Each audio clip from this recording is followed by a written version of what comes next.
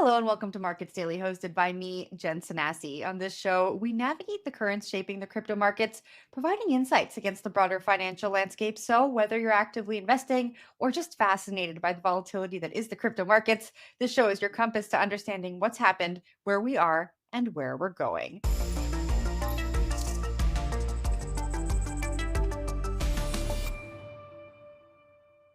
We all want to believe in something. In Chinese, belief also means trust. We want to trust our systems and each other so we can build a future beyond what we know. Join us at Consensus Hong Kong, where belief becomes real. On this show, we ask, could Bitcoin's price rally be accelerated by China's market meltdown?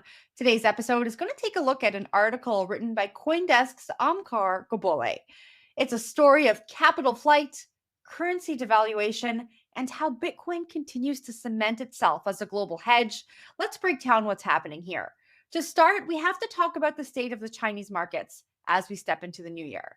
The Chinese yuan has fallen to its weakest point since September 2023, trading at 7.32 per US dollar.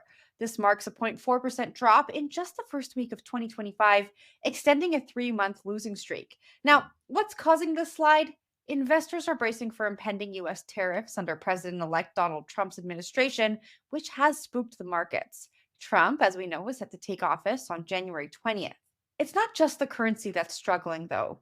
The CSI 300 index, which tracks blue chip stocks in China, has dropped to its lowest levels since September. Meanwhile, the Chinext index, often seen as a barometer for high growth, innovative companies, has fallen by 8% in just 1 week. And let's not forget the bond market. The yield on China's 10-year government bonds has tumbled to 1.6%, a full percentage point lower than a year ago, signaling growing fears of deflation.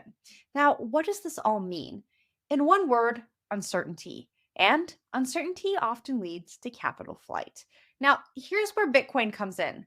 Historically, when the Chinese economy shows signs of strain, we see money flowing into alternative assets. Bitcoin is one of those assets. The founders of the London Crypto Club recently pointed out that Bitcoin surged threefold during China's last significant devaluation in 2015. They argue that as China allows its currency to slide, Bitcoin becomes an attractive destination for capital escaping the country. But here's the twist. The People's Bank of China isn't sitting idle. While they've avoided outright intervention, such as directly selling dollars to prop up the yuan, they've been using tools like tightening liquidity in the offshore yuan market in Hong Kong. For example, overnight interbank rates for the offshore yuan recently spiked to 8.1%, the highest since June 2021. These moves are designed to temper bearish expectations. That said, Bitcoin bulls need to keep an eye out for a potential outright intervention involving the sale of dollars to prop up the yuan, as that could boost the dollar index, capping the upside in the greenback denominated assets like Bitcoin. Speaking of the dollar, let's not ignore its recent rally. The dollar index has climbed from 100 to 108 in just 3 months, driven by rising US Treasury yields. A stronger dollar often zaps investor appetite for riskier assets like Bitcoin. So, while the Bitcoin bull run has strong momentum, it's not immune to macroeconomic forces. Where does this leave us? On one hand, China's market meltdown and capital flight could continue to fuel Bitcoin's bull run.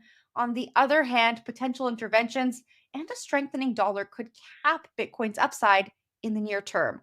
For Bitcoin investors, this is a reminder of just how interconnected global markets have become.